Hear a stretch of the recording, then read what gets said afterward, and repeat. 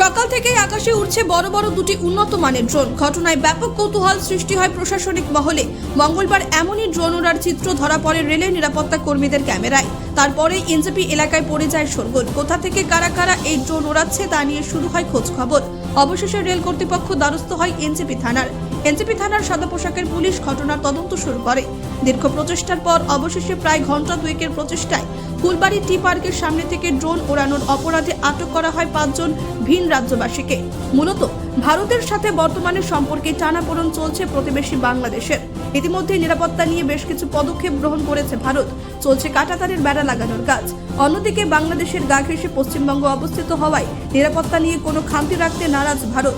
তার উপর এনজেপির মতো গুরুত্বপূর্ণ জায়গায় এমনভাবে ড্রোন ওড়ায় রীতিমতো নিরাপত্তা নিয়ে প্রশ্ন উঠতে শুরু করে স্থানীয় মহলে। তবে পুলিশ সূত্রে জানা গেছে, যারা ওই ড্রোনগুলি ওড়াচ্ছিল তারা কোনো রেলের ঠিকাদারের অধীনে কর্মরত। এনজেপির নতুন স্টেশনের কাজের তাগিদে তারা ওই ড্রোনগুলি উড়িয়েছে। তবে স্থানীয় প্রশাসনিক মহলে অনুমতি না নেওয়ার জন্যই একটা আতঙ্কের সৃষ্টি হয়েছিল। অন্যদিকে সমস্ত বিষয় গুরুত্ব সহকারে খতিয়ে দেখা হচ্ছে। महाराष्ट्र से। हाँ? महाराष्ट्र क्या कर रहे थे यहाँ पर? क्या कर रहे थे आप लोग? वो सर्वे चालू है ड्रोन का। क्या ये रेलवे का रेलवे का सर्वे सर्वे सर्वे परमिशन लिया है पुलिस का कोई? हाँ? पुलिस का हाँ, है उनके पास। उन लोग तो बोला परमिशन नहीं लिया। परमिशन नहीं लिया। नहीं, उनके पास परमिशन है। वो सा है वो जल्दी हटो।